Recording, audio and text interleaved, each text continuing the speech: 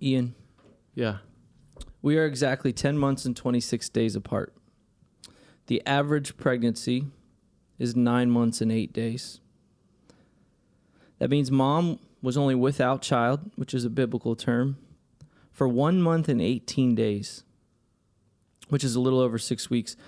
Most physicians recommend waiting 6 weeks before you have another child or start conceiving. Having said all that, do you personally struggle with patience? I don't think that my parents' horniness should be projected on me, number one. For those of you who don't know, my mom's in the studio right now. Hey, Mom. Sorry. Yes, I was born with it, and that was given no choice by birthright. Patience is something that you struggle with? Every day. Mom, I know you can't talk because there's no mic over there, but what were you thinking? Crickets. Describe where we grew up, Ian. Tell the lovely people where we were conceived and raised. So we spent the first 8 or 9 years, formative years, in Arizona. Yeah, let's stay there because I'll take us. We kind of lived in this place that was relatively close to the suburbs of Phoenix, Arizona, and it was I'd consider it to be lower middle class. We lived in a trailer park growing up, and then slowly we moved out of that place to the desert, which would be considered the remote area, and it was a good childhood. It was a interesting place. Going back, it's having grown up on the East Coast for the majority of my life, it was very different. I have fond memories of it, but yeah. That was kind of call it lower middle class. I mean, I think a trailer's poor. Any place you can get towed in the middle of the night is probably probably. That's poor. What was your earliest childhood memories? I'm kind of excited for this interview because as I was asking the questions or writing out questions, I would never do a show where I interviewed myself, but I realized through asking these questions combined with your stellar memory, this would be kind of like a memory lane for me as well. So what is your earliest, not best, because I have that one next, earliest childhood memory? There's a lot. I think, one of the things that I look back on now is growing up, when I talk to people who have siblings, I never understood a sibling life without being close to a sibling. Mm-hmm. I don't know if that makes sense. So every memory that I had from childhood, including school or social groups or sports, included you and I. Mm-hmm. So no matter what the setting was, no matter how dangerous it was, no matter how good, how high, how low, it always included us. And so, I think it would be unequivocally easy to say that no matter where you and I were, we were into something, good and bad, and that fact has remained largely throughout our entire adult life as well. Yeah. So having said that, what would be some of your fondest memories, the ones you look back on with like joy and not pain, kind of? We have a lot of painful memories. What age are you talking about? I'm just saying earliest at this point because I feel like you have a really good memory. You remember things from way back, whereas I don't until you tell the story and then I remember it. Yeah, I think there's a couple of defining moments that I'd have to say were impactful. One is that we, from a young age, played sports, engaged in sports. We were raised in a cult. Well, yeah, I was trying to leave that out. Yeah, Waco, Texas, and Dave Koresh were the idols.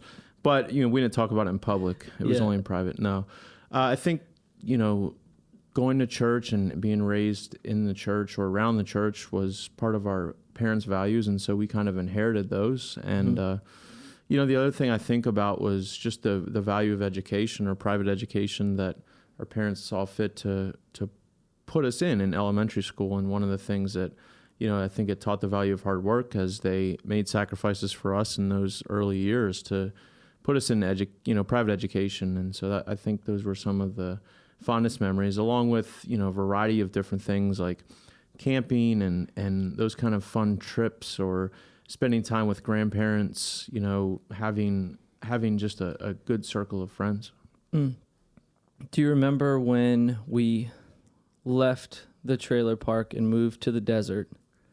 Could you describe that, like what that your memory was like, and like for people that don't know, describe kind of where we lived and then where we moved and then what it was like living in our new geographical location. So I remember the transition period, and I remember this point in time where we were at the babysitter's, Jackie and Sarah Bink's house, and her parents. I remember at one point we were in the transition of moving, and Mom and Dad were talking to the babysitter, and they tried to, you know, like covertly spell out where we were moving to, and we called them out. We were like, "Oh yeah, we're moving to the desert." Yeah. It was like a weak attempt at hiding where we were moving. So yeah, that kind of kicked off this adventure into, you know, this weird land of living in the mountains with like cowboys and gunslingers and people that would ride horses and probably smoke pot far before I knew what it was. And, you know, it's just a wild memory of, you know, people, you truly understand where we lived.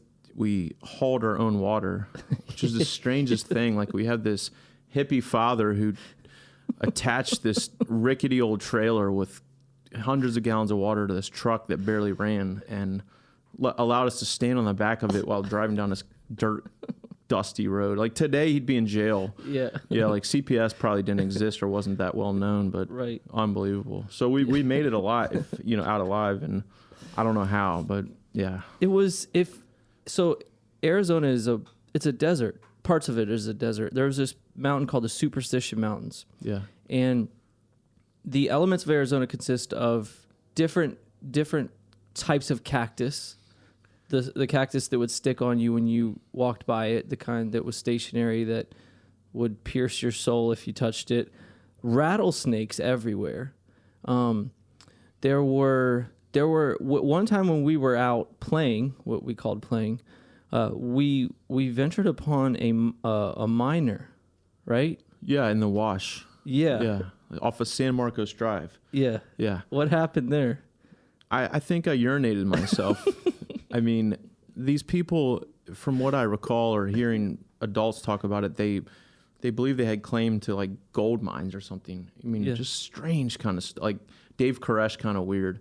And we were just wandering, like playing like any other kids, and this old crotchety, crusty old guy came out with like, you know, a shotgun and scared us off his you know, gold mine, so to speak, with hard quotes, air quotes. Yeah. Yeah. Because we were a big threat at 7. Yeah. I mean, 6 and 7. In the world of psychology, they consider that a little T for trauma, you know? I mean, yeah. I never forget that moment where this, right. Yeah, dude with a Goldschlager shirt came out and a shotgun. Just. And then there were times where like we lived around like meth houses, right? Where there would be raids in the middle of the night. And I remember distinctly one night, Mom really wanted to test my character, so she put me at the other end of the house, away from all human population. So there was one bedroom at the complete other end of the house, not even within screaming distance. Well, I say house, trailer. And I remember in the middle of the night waking up to a figure outside of my window and not being able to move, breathe, scream, or think. The most terrifying night of my life. Still sticks with me, but later I would learn that was like a cop who was doing a raid, not in our house or yeah, like that, but that's a good cover up. Yeah. Mom's giving me hand signals like I'm in a quarterback in a football team right now. You can talk. You were on a mountain and they had a vantage point down on these meth labs. Oh, okay, so they used our position, which we lived on a hill. We lived on a hill over the mountain. Anyway, moving along from our obviously disturbing childhood.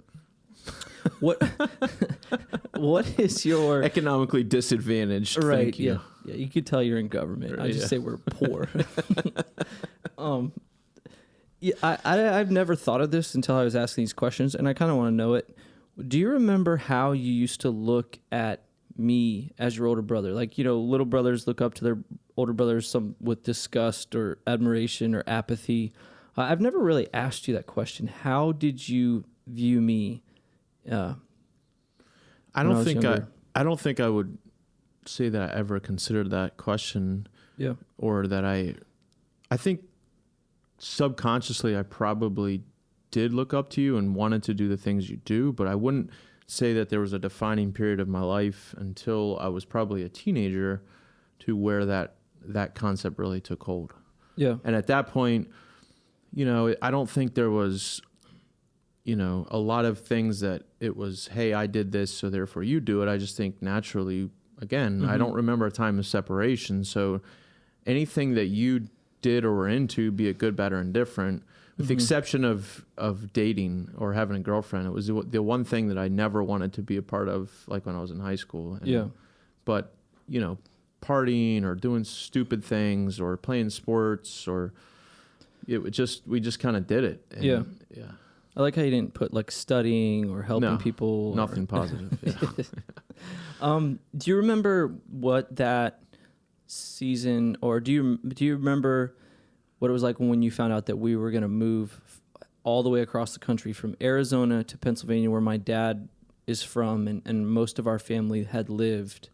What do you remember about that season of our life? Because that's a huge transition at 8 or 9 years old, to uproot everything you've ever known and go all the way across the country and not know anyone, other than your family. There's kind of two ways I'll answer that. At that age, it was an adventure. At 8 and 9, you really don't have an idea about care or worry in the world. Although you described our childhood and the conditions in which we grew up in, we were of that environment. I don't think we were in that environment. It surrounded us, but it wasn't us. And so, we were told that we're moving to Pennsylvania and we would be closer to family, and there was no reason not to be excited. And, oh, by the way, we're going to take a 3-week trip to get there in the car, which, looking back, it was like unbelievable that we were sleeping in like KOAs and living this hippie journey. Yeah. Kind of like Forrest Gump in a way at 8 and 9, and staying in these, kind of shacks and like lean-tos. It was unbelievable. we slept in tents under the sky. Yeah, right? we didn't. I'm sorry, not in tents. We slept in sleeping bags, no tent, out under the sky. Yeah, for the majority of the trip. Why our father to this day would not invest $20 in a tent from Kmart? Because I don't know. He grew up in the late '60s and early '70s, and just that's how he rolled. He's a hippie. Yeah, he's a wanderer. So we slept where he desired on. He would sleep on picnic tables. And you're still dressing up. I think it had because we were poor. I just think a tent wasn't in the budget. But the thing I remember most about our sleeping conditions for that 3-week trip. So for the move, my dad moved our stuff to Pennsylvania, and then he came back, got us, and then we kind of went to California, and then we went. Hold on, wait, I got to go back. Oh yeah. Okay. Just can you? Yeah. I'm going to turn the tables a little bit. Please describe the vehicle and the system of moving the furniture haphazardly 1,000 miles away, please. So if you've ever driven, like, let's just say you're in the middle of Texas or the country somewhere, and you're driving by a field and you see a bunch of grass or corn stalks growing over like an old vehicle. Okay, imagine if someone went out there and turned that thing on. Yeah. Okay, that was my dad's truck. All right, it was the thing that you go, that can't run. Yeah. Right, like there's too much rust on it for it to get anywhere. So he got that, and basically another rusty trailer with, if you combine no carpentry skills with building a plywood trailer, and then unbelievable of all the colors he could have painted it, he chose like cat poop brown. Yeah. No Department of Transportation would ever approve that project. So we didn't move like in a U-Haul and a Honda Accord. No, like he threw whatever items that poor people had worth keeping into a trailer and a truck, and he drove it all 1,000 miles and broke down halfway across the country. Yeah, in pouring rain, and like had a haphazard like tarp from Kmart on the top. Thought it would protect. What a I disaster. hope he doesn't listen to this. Yeah, You know, the funny part about that was one of those vehicles that when you drive into a neighborhood, the neighbors are like, there goes our home value. Yeah. It's just unbelievable. Yeah, that was before like Zillow and what's that other neighbor app right now? Like Home. I have no idea. There's a neighbor app where you can check on your neighbors. Sorry. Anyway, no, that's a good detour. So anyway, we took a 3 to 4 week, what we call a trip, where we would stop strategically on the way to Pennsylvania. We took our time. Now, positive and negative. Obviously, the negative was when Mom woke up in the middle of the night with a live skunk on her chest. Low point of the trip. I'm going to call shenanigans on that. I don't know that really happened, but... Mom, did that happen? It really did. Okay. A skunk was on your chest. Yep. And you woke up and thought what? Don't move. Don't move. Don't get sprayed. See, and that was God's way of saying this is what your son felt sleeping in your house when that cop raided. But anyway, so that was the downside. The upside was, at a young age, I can remember seeing the country. Yeah, like national parks. National parks. Mount Rushmore, yeah. Yeah, in the most, I don't know, grassroots way. There was another downside of that. Now, I was having to listen to Amy Grant and Dirty Dancing soundtrack repeatedly. Yeah, what a demented childhood. Like no Wiggles for the 80s kids. No, we were listening to rated R movie, Dirty Dancing, Yeah. so sexual. So sexual. Like I've had the time of my life, just never stops playing in my head. Right. It's just perpetual feed. It's ridiculous. Debauchery. Yeah. And then we'd throw on Amy Grant. Yeah. So it was like my whole life is a continuation of that just paganness and then cleansing. Just Paganness. Weird. Yeah. Just so confused. I knew every word of Dirty Dancing. Yeah, that was our trip back to Pennsylvania.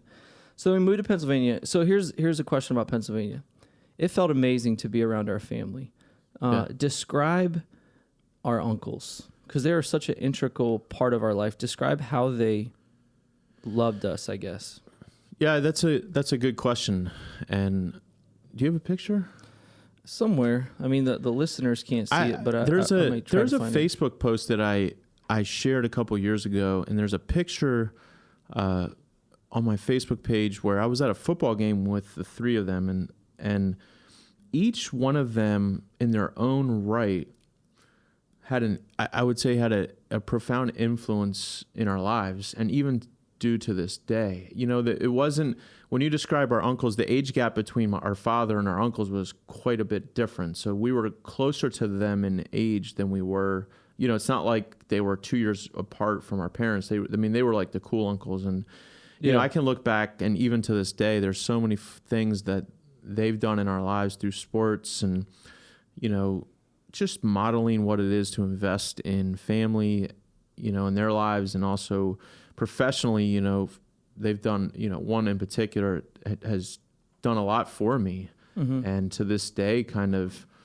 you know, will arbitrarily send me things, you know, via email or, hey, this article. And so there are certain things that they've contributed to my life that I'll never forget, and had the opportunity to kind of do that same thing for their kids. So yeah, absolutely. I think the decision to move us closer to family, although we were closer to, you know, our grandmothers in Arizona, but as they were aging and getting older and eventually passed away, the decision to move us closer to family was a very good decision strategically from our parents' standpoint. Yeah. One thing I remember as you're talking about them, and this may sound slightly narcissistic, but I'll never forget the feeling of being so valuable to somebody. I remember being around them, and they like, you could feel how valuable you were to them. Like they really loved you. They really were impressed by your presence, and the fact that like they were proud of you for just being a Sansoni. And conversely, it had so much value to me because I just thought they were like the coolest like people on the planet. Like each one of them to me was, and still is, like the absolute coolest individual in the world. And that I've never faced that in life before. You know, I remember like certain teachers would like you, or people in the community, or people at church, but my uncles were the coolest people on the planet to me. And what impressed me the most is how much they were into me. And so that always stuck with me at a young age. And each one did their own thing. Like one loved taking us to the movies. You know, the other one loved playing sports with us. You know, the other one loved just like he would make a muscle and we would hang off him, you know? All right there, egg. Yeah, he's got that voice. All right there, egg. So yeah, that's what I remember about those guys. Yeah, there's something about that familial relationship with them, and I don't think I had a strong sense of holidays and the value of, you know, I live for October through January. It's like my favorite time of year, and some of the best memories were going to see them at different family events and having meals together and Thanksgiving and Christmas, and it's just some of the greatest childhood memories, and that it's just one of those things that I do today that I absolutely look forward to, that they were such a huge part of and continue to be a part of, and that I look forward to every year. Yeah, none of that has changed, which is so cool. That feeling still exists in many ways. It hasn't even faded. So that was like the positive side of moving home. Do you remember how difficult, or if it was difficult, to basically rebuild and make all new friends? So that was our family. So when we were with our family, that was like an invincible time for us. But then the reality is we had to go to school. We had to start playing sports. We had to like assemble a friend group from scratch. You know, we were the new kids. Do you remember that? What that was like? Yeah, I remember it, but I don't find it to be I didn't find it at the time, or nor do I think it was now, to be challenging. It just It didn't seem difficult. You know, I don't think I was apprehensive about it. You know, at the time, maybe I'm wrong, and my parents would say otherwise. But no, I don't know. It didn't take long, and I think part of that was largely because of sports. And you know, is it at that age or in that time of our lives, and I don't know if it's the same today, but you know, we just played outside. Like there wasn't relationship challenges, or we didn't establish relationships through social media or Fortnite. I mean, we were outside. Like you had no other choice but to play. And you know, I remember not wanting to stay home sick from school because it meant we couldn't play sports outside. Yeah. So no, I think our whole lives revolved around, you know, friends and being outside in sports and playing, and it just was, you know, we assimilated very quickly. I don't recall it being a challenge. Yeah, I think that experience helped, at least me. I wonder you as well. A lot of people, I didn't realize this, but a lot of people think that we're outgoing or able to like go into a room and connect with whoever, and I think that move at 9, at least in me looking back, was part of making me that way now. Is when you move at that age, you kind of learn to be that way, or you don't progress. And so it's always just been something that, as I like reverse engineer my life, I think that move for me caused me at a young age to just learn that whenever you're in a new environment, like you just need to get to work, getting to know people and letting all that internal fear of not talking to someone you don't know just fall by the wayside, because it really is all in your head. Yeah, I think I would expand upon that a little bit to say that it's a collection of experiences from your childhood. One thing I'd say about, and more so Dad than our mom, is that he was just that way. You know, I think Mom tends to be more comfortable by herself, and there's nothing wrong with that. It's a preference and a style. And I think when it comes to Dad, I mean, he's out there in that sense. Like he just goes for it. And socially, I think that was beneficial for us and continues to be. I mean, it has its limits, you know, and it can wear you out, and you do need to kind of retract a little bit at some points. But I do think that, yeah, you're right. The collection of experiences and the exposure that I can remember times where, you know, going back to childhood, you know, Dad would just bring random strangers home, you know, that he met for meals. And like in his mind, he was doing something good for them. And Mom's probably freaking out, like, who's this stinky homeless dude at the dinner table? Yeah. You know, like, how do I protect my kids? But to Dad, I mean, that probably didn't even register. Maybe it did, but I'm going to sell him short here and just say no. Yeah. In his mind, like, he was doing the right thing. So he was always kind of that guy that, you know. Pick up hitchhikers. Yeah, just random, like, I don't know. So weird. It's cool. You kind of touched on it a little bit, but let's talk about what the game of soccer had, like how the game of soccer, sports in general, but I'm going to talk about soccer, impacted your childhood, my childhood. What are some of the things that taught you? where did it take you, Yeah, one of the greatest experiences of our childhood that I think we shared was sports in general, in particular soccer. I mean, we played baseball, but it kind of fell by the wayside to soccer.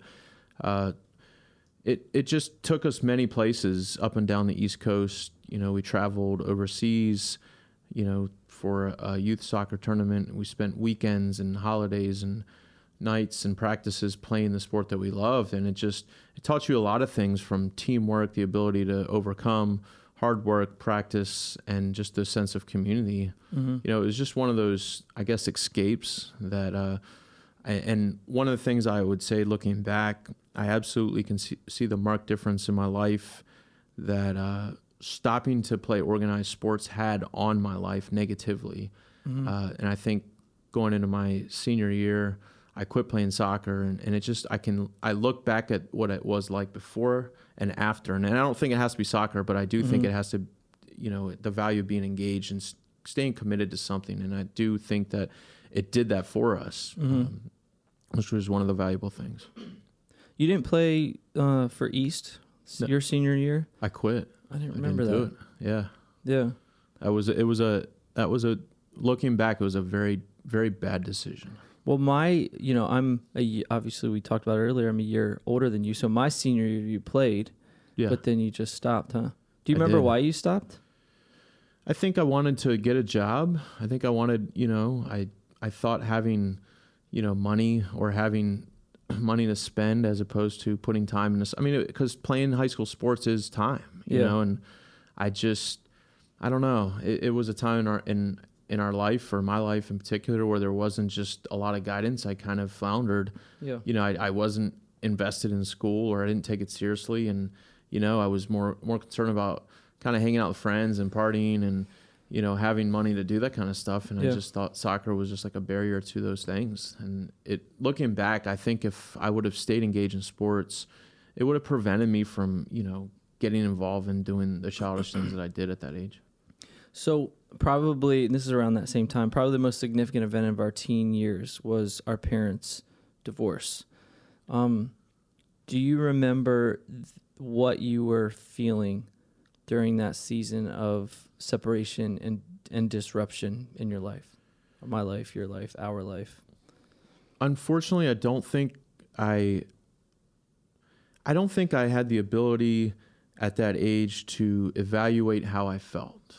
Yeah. And so looking back, I can absolutely describe how I felt, but I never dealt with emotions and feelings in a healthy manner at that age. And so the way that what I mean by that is my emotions and how I felt about it, which was broken and unstable and, likely scared and insecure, led to an unhealthy management or mismanagement of how I reacted to those things. And so looking back, I would describe it as feeling that way, insecurity, scared, afraid, not knowing what it's going to be like, and every sense of stability I knew being pulled out from under me.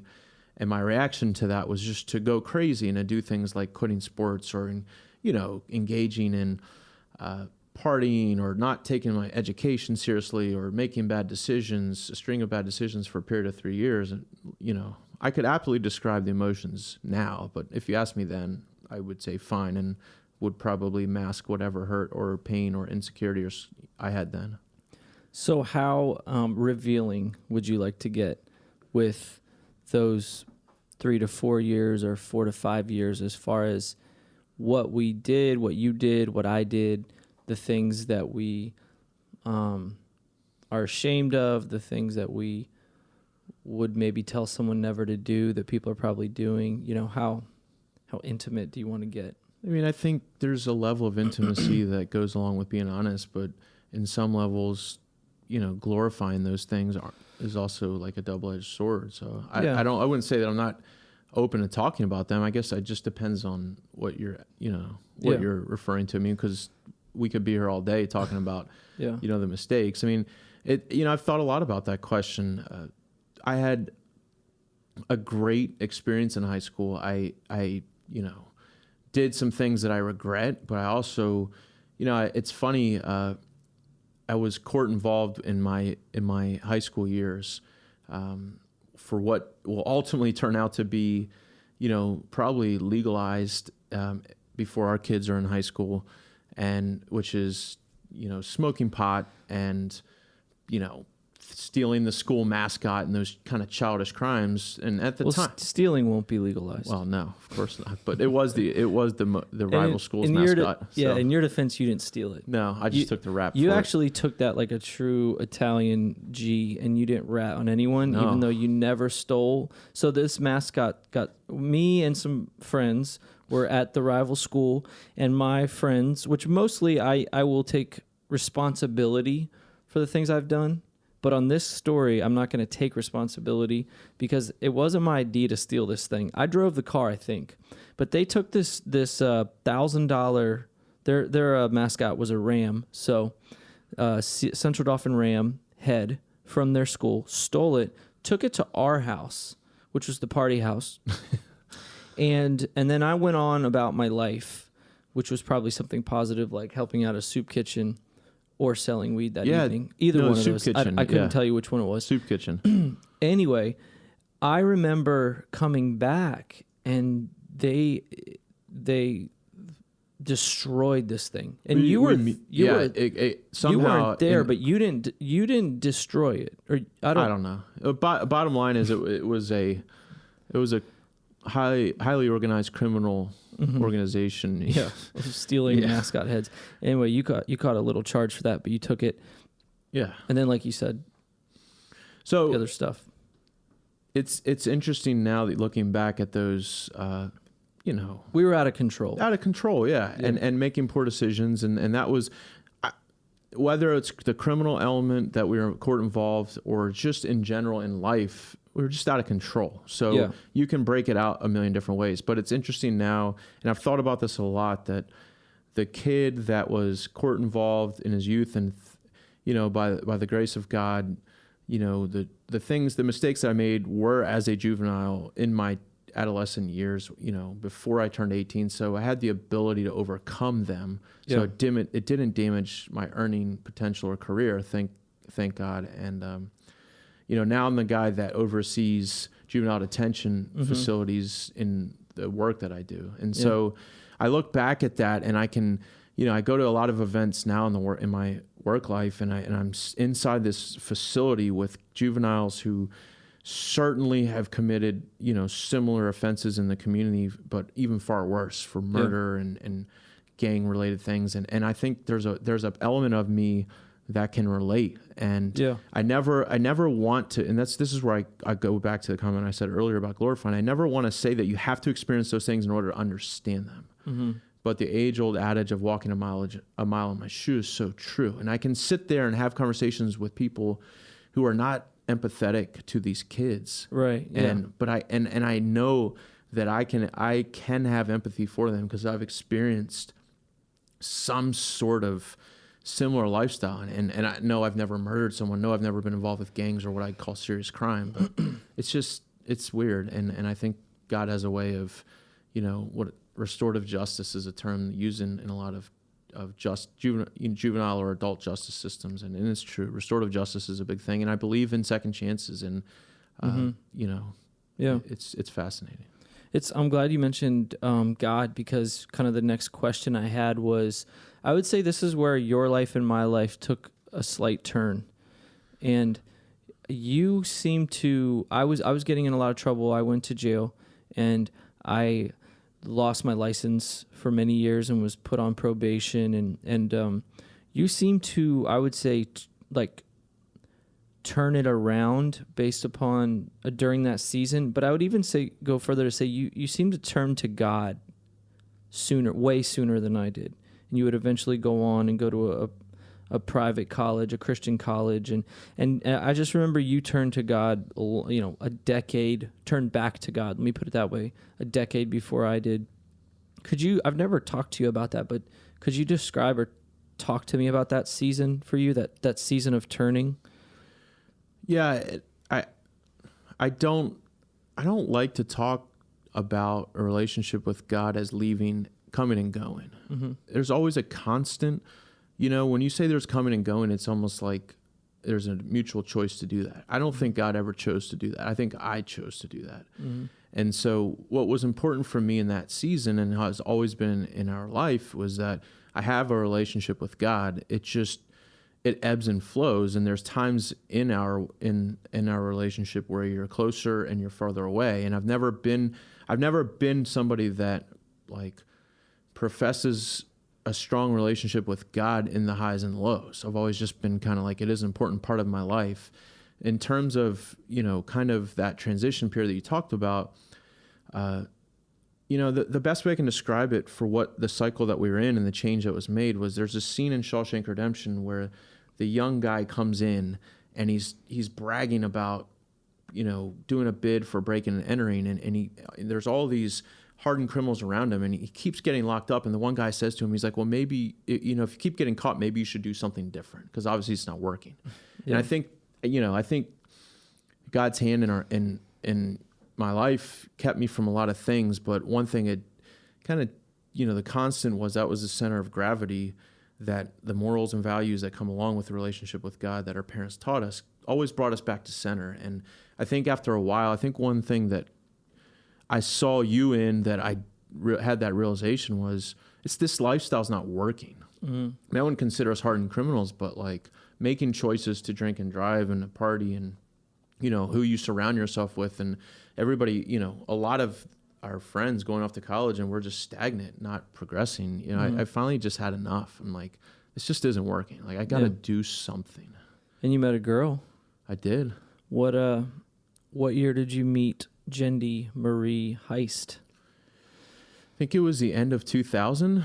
Yeah. Yeah, right around the time that you were, that you were serving, I think, in work release for your DUI. So it was right around 2000, and certainly dating somebody who had and has always had an incredible relationship with God, and was always very centered and made good choices, helped. So I think that helped compel me and challenge me to to continue on the track and the path that I was when I talked about doing something different. So that, I think that dating someone at that time who seemed to be making good choices was helpful for me, and not for me to dismiss the value that I had would be wrong. I mean, she certainly was a big influence in my life, and to this day continues to be, but one that I'm grateful for. What year did you get married? 2005. What would you tell that guy? What would the Ian today tell the Ian of that day? Of 2005? Yeah. About marriage. That's a tough one. There's a lot, I think what's difficult about marriage is that, and this has been true in my life, I've never, and I said this to you recently, we've had this conversation, I've never, there's been points in my marriage that have been high and low. I've never stopped loving my wife and kids. I had kids that matter because they're an element of our family. Mm-hmm. I've never stopped loving them, but at times I've chosen to love myself more. Mm-hmm. And that decision, I think, is one that we all, in humanity make in a marriage. And matter of fact, we were talking about it this morning with your friend Spence, and about just the challenges of marriage and his experience and his, in his life. And I think that's one thing if I had to go back and could say that to my, Ian of, almost 14 years ago, would be, you got to constantly make sure that your compass for marriage is due north, in the sense that you can't start loving yourself more than, your spouse. Yeah. And that can manifest in a variety of ways. And that would be the number one piece of advice that I'd give to newlyweds is you've got to constantly have a moral inventory of where you're at on that mark. Because that's to me is the successful mark. And it's a constant chase. It's a never-ending chase. What do you think the Ian of that day could teach the Ian of today? I think there's things that you naturally do when you're that age, spontaneously. Like I think back to our first apartment where we had, your college table and a couch from our parents and a TV from when I was 16 years old that I got for Christmas. And, that's when you look back on it, those were the days where all you had were each other, and life, you can easily get wrapped around the axle about things that don't matter, like keeping up with the house and, from a 2-bedroom apartment where I had hand-me-down furniture, now living in a 5-bedroom house. And it's like, at the end of the day, that stuff just doesn't matter. So you got to go back to the basics, and you got to find, what made you happy then, which was in reality was nothing that was related to material possessions. So as far back as that's good, by the way. I was telling Spencer earlier today that I really liked his episode. And so like, even as you're saying a bunch of things, there's part of me that's like, well, I want to keep this going and get us to, an ending point at some point. But I can already tell that I can't wait to listen back to this and watch it and really, really listen to a lot of your answers. Like that one, I could tell I'm really going to enjoy when I get time to reflect upon it. But as far back as I can remember, you always, and I remember even feeling insecure about this, you always had a affinity and connection with children. Meaning like when I was like teenagers, there'd be a little kid in the room, I'd be like, I don't know what to do with this little kid. You know what I mean? They're loud. But you would connect with little children. Like you would love them and like play with them, and they loved you. And I remember when we both worked at Hershey Medical Center, you went to work in the pediatric unit, and you just did so good there. But so you've kind of always had a desire or a gifting with children, but that story took a heartbreaking twist, and we'll talk about the happy ending of it, but talk about the heartbreaking twist that your own life and marriage took as it pertains to having your own kids.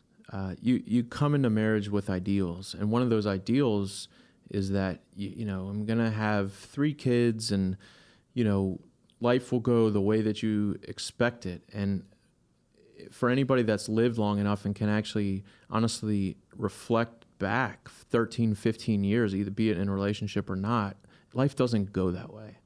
And so for us, when we started in 2009 trying to conceive kids biologically, it just didn't happen. And for 6 or 7 years, we tried, and it's one of those things where no doctor's report was conclusive. There were no answers, and one doctor would say, I don't know. The other one would say, there's no reason why. And it was just a dark period of our lives, and remnants remain of that darkness for each of us individually and differently. But excuse me, the process is just tiresome, and it's life. It's difficult, and your ideals of what you believe, and also I think the ideals of what you believe, but also are exasperated by everything around you.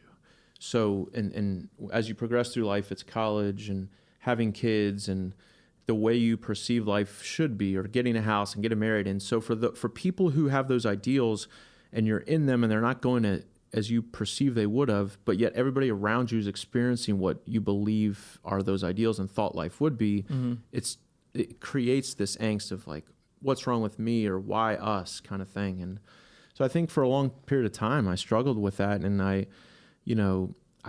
really had a lot of bitterness and anger because of that. And something I couldn't control, but, to watch your wife struggle through that, and it just was so difficult. And there was a period of time where I just was like, all right, I'm preparing to live life with never having kids. And going back to what you said earlier about, there's always been this desire between my wife and I to have biological kids or kids in general. And like the fact of knowing that would never be, possible or wouldn't happen. I mean, what was worse about it was knowing there was no reason why we couldn't. It's got to be devastating.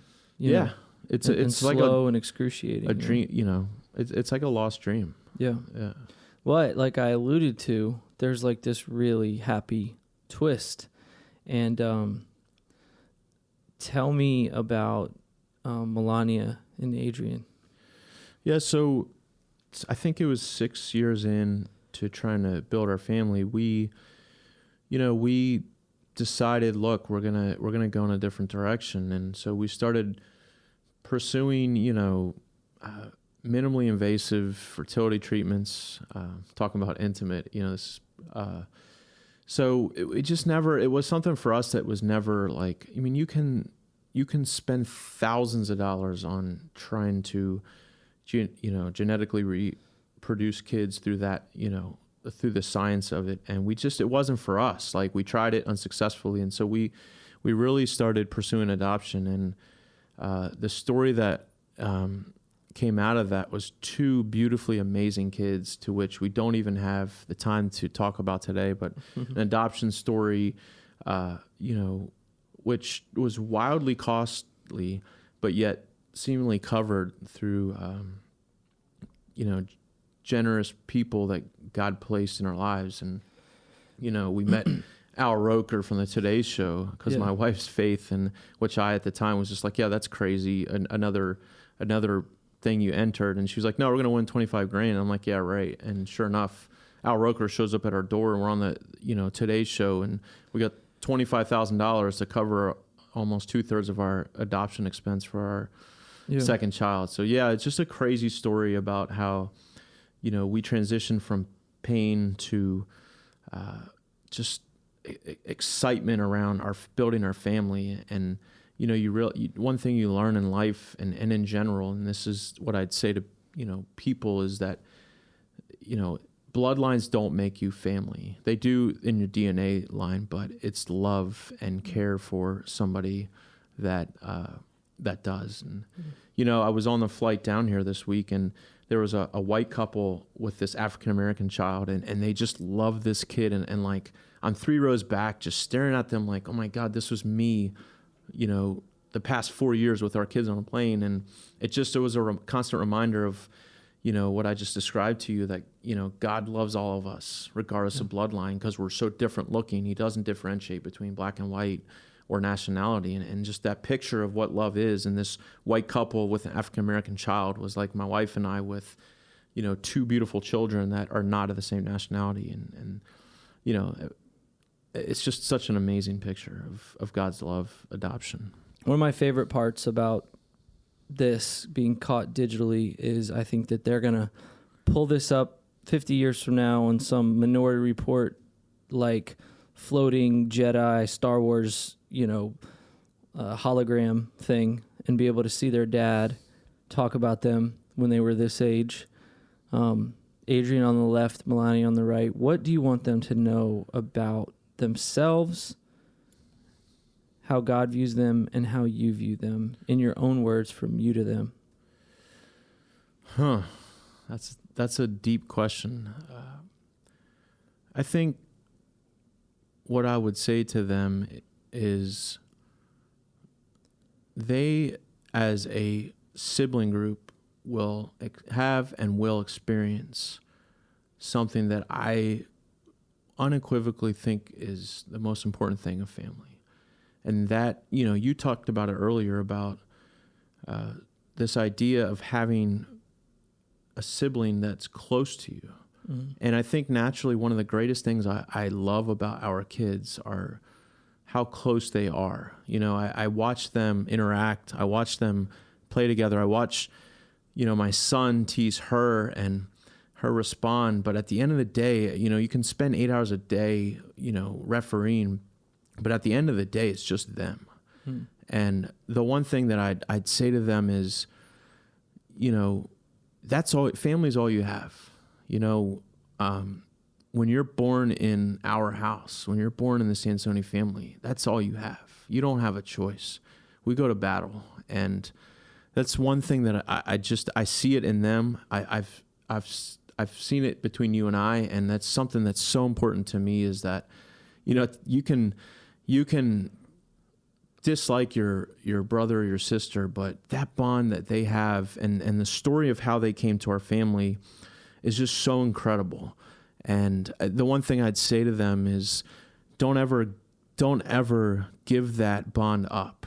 No one can break that bond. And that's something that I think they have that, I value today in our relationship, and I see it in them. And so that would be my word of advice to them. Piece of advice 50 years from now is, I hope, my hope is that that they love each other every single day as much as they may hate each other every single day, in that way, in a bad way, or annoying way. But the other thing I'd say is they have a spirit about them that is just loving, each in their own right. Melania is just so, she's such a caring person. Her heart is so soft. And Adrian has that same love, but different. He's just so sweet. Melania's outgoing and Adrian's more reserved. And they are a lot like my wife and I in that regard, where they take on your personalities, and there's just, you see those amazing qualities in your kids, and there's times where your kids are singing a hymn, or Melania will ask me to sing to her a song from my childhood that I remember learning in church, or the value of a relationship with God is something that I hope endures forever. And I just want them to know that their father will never be perfect, but you can rest assured that I've always, as I told you earlier, I've never lost faith, and that I hope that they don't either. And at some point they'll make that decision in their life, but I hope that what the Bible says is true, is that you train your children in the way of the Lord and they won't depart. And I really believe that for their life, and I speak that into their life. Well, I don't want to ruin the moment with a joke, but that's what we do in this family. Yeah. But I didn't think you'd be the first crier in our show, but technically you weren't. I was. So I'm the first crier in 1513 Studios. I never thought you would be the second, but emotions are not bad. I'm proud of you for those words, and I believe they'll listen to those words over and over again later on in life, and that's a powerful thing to think about. Yeah. They get to hear their dad's voice and their dad's words from the past, because history has a funny way of writing its own story through other people's eyes and ears, and I'm excited that you get to tell your own version of how you feel. Yeah. Okay. So you alluded to it. Take me from being a janitor, which we were janitors when we were younger, because we couldn't afford private school, which was cool. Free internships over the summer in college, to where you are now, which is kind of like a corner office over hundreds of people at a county in charge of, millions of dollars, and pretty high up there. Take me through that journey. I think the journey, it's interesting that I helped our parents clean the school that we attended to offset the tuition costs. And that same process of grinding has followed me. And when I was in college, I thought it was really important to have work-study jobs, and jobs that I could pay a meager $400 or $500 a month on my school bill, so I didn't come out with debt. And I was washing windows in college, to make the campus building that I attended look beautiful. And so it's ironic how life is circular in that regard. But one thing that one thing that I think is never left me, and I never will leave this value, is that I don't care about corner offices. And it's cliche, but I'll make fun of our CEO because he's just a guy. He's just a guy, and I know that there's times where he's on in the spotlight, but I know that when I catch him one-on-one, we can have that real relationship, and I know that he appreciates that. Yeah. I ran into him the other day, and I said something really smart to him, and he goes, "Well, I used to think you had an opportunity in this organization to go far," and then he just starts laughing. Yeah. And it was, he's a smart aleck like I am, and so I've always found it people are people, going back to this idea about moving from a trailer park in Arizona to middle class in Pennsylvania and that progression, those experiences of being with different classes of people, make you realize that at the end of the day, that you're just people. Yep. And I'm reading a book right now. It's called Radical Candor, and it's about this lady who's an executive at Google. And what she talks about is her journey with leading a team. And the one thing that, it's just strikes me in that book and in my life is, and what she was describing is, she used to do this at Google, and this culture at Google that they've built is just very flat. Mm-hmm. And so I'm that way at work, where I don't like chain of commands. I respect them. There's a time for them. I won't subvert a chain of command when there's a managerial issue and they need to go to their supervisor. I don't believe in that. But in general, if I need an answer, I go right to the person. And a lot of people don't like that. And I believe that's the way it should be. I believe that, there's a time where you got to grind. I don't care what level you're at in the organization or what office you sit in. You can never stop grinding. And you've got, and even in this book I'm reading, it talks about that, is you've got to be able to vacillate between, a 5,000 foot level and a 500 foot level. And I think the journey of from an early age about valuing work and through education and my career, I've tried to do that. And I think it's been really helpful. And I think that experience and the diversity in that experience has helped me in my career. Yeah. How many leadership decisions do you think you make in a day? Because I read something a while ago about the higher up you get in an organization, that's basically your new job. It's not the low level grinding. It's just the high level decisions. I don't think I could count the level decisions, but I can tell you that there are 95% of the decisions that I make are never black and white. Yeah. So that leads me to my next question, actually. How is it more important to be right or decisive? Obviously, in a perfect world, both, but... I would say to be decisive. See, and I knew you'd say that, and here's why. Do you fear making the wrong decision?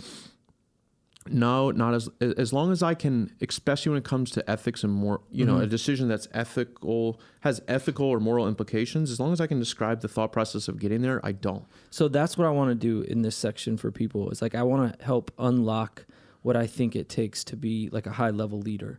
And I think that the most high level leaders would answer the way you did. I think that people fear making the wrong decision, and that creates indecisiveness, and thus maybe they have a desire to be a leader or a high level leader, and part of being a high level leader is someone's depending upon you to make not one decision a day but lots of decisions a day, and you being paralyzed by worrying about the wrong thing. So talk about that lack of fear, and it's not that you don't care, because you do care. I think at the core of your responsibility as a leader is understanding that there are people impacted by those decisions. And I personally believe and find that I want to be a person that people follow the decisions that I make as a result of the relationship we have as opposed to the position title I hold. Mm-hmm. And when you genuinely have a relationship with people, going back to what I believe fundamentally about going to them for information and understanding that the people who do the work know the work the best. And you may not always do what they want you to do. And there's times where they have to march as we all have to march. But if people trust who you are as opposed to the title that you hold, then I'm generally comfortable making difficult decisions, because I know, number one, that if you have a trusting relationship and you're coming off the rails, your hope is that people will tell you. Mm-hmm. And so being able to genuinely create the environment that people feel comfortable telling you that you're coming off the rails, and knowing that it's okay that when they make a mistake, you're not going to punish them, mm-hmm. because they can come back and learn. And so if you create the expectation that you're not going to be punished for making a decision, now there are some that are punishable in those, but in general, creating an environment and a culture where you can make mistakes and expectation that people working for you and with you can make mistakes, then I'm a lot more comfortable making difficult decisions where outcomes are, not known at the time of the decision.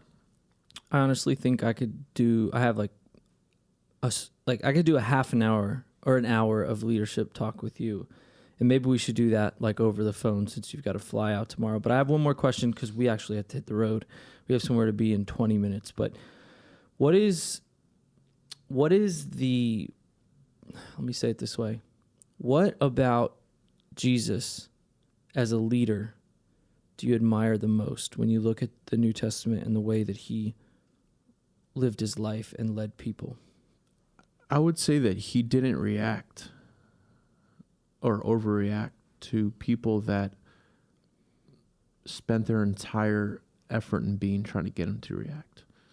And one of the things that I think you have to be comfortable with is making decisions and relating to people in the face of what society says you shouldn't do. And I'll use this example. At the time there were, divisions of people in the Bible. And that's never changed. That happens today. And we just call them a Democrat and Republican now in America. Mm-hmm. And this idea that, one, you can't associate with certain people, or you're labeled something, or two, you have to all agree in order to make a decision. It's just not true. It's not the way the world works. And I think the examples from the Bible about his life were fascinating because he associated with people that were not perceived to be, of a high socioeconomic class. He transcended age and race and status. And he was among those people. And he made just insane decisions and did things at an age that were just unheard of in a time where religious structure mattered the most. And he's just, and so I'm not saying that in order to be a successful leader, you have to completely be a contrarian, but I do think you have to be comfortable and willing to reach across the aisle and to spend time with people who have an alternative view. And I have some friends, and I think it's ridiculous, but I just kind of a soapbox, like they can't believe that I watch Fox and CNN. You really do live near DC. Yeah, like it rocks their world, but I'm like, that's ridiculous. I want to find somewhere in the middle. And so my life goal, and I'd say the example from the Bible that Jesus lived was be in the middle. Don't overreact. Don't pander to one group or the other. Just be in the middle and try to make the best decision you can with the information you have. Yeah. One of the things that I always have, I don't know, I was preparing a message once, and it was about Jesus and how he approached decisions, and he would always be presented with A or B. And I did a little thing where this is how I remembered, he would always see his way out of there. Like he would never do A, he would never do B. He created C and went that way, and it frustrated people. I love you. Thank you for this. This is like one of my favorite, it is my favorite interview ever because I can go back and listen to it for the rest of my life. I obviously look up to you. I don't want to cry. I never thought I'd cry this much on my own show, but I look up to you more than any person in the world. I love you. Yeah, I wanna just close by saying thank you for having me.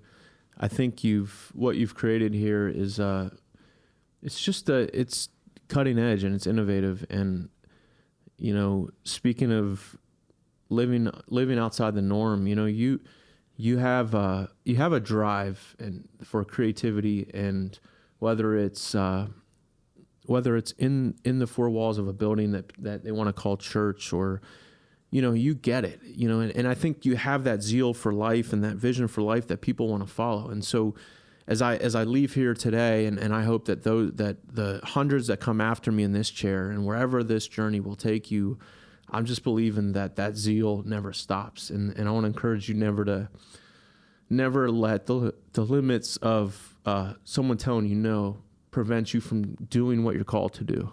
Because I believe that this is the humble beginning of that. And you're surrounding yourself with people that are far smarter than you. And that's my advice to you, is never stop surrounding with people that are smarter than you, and never stop grinding, because it's the limits of this thing is far greater than what you'll see today. So thank you. It's been a privilege, and I appreciate you having me.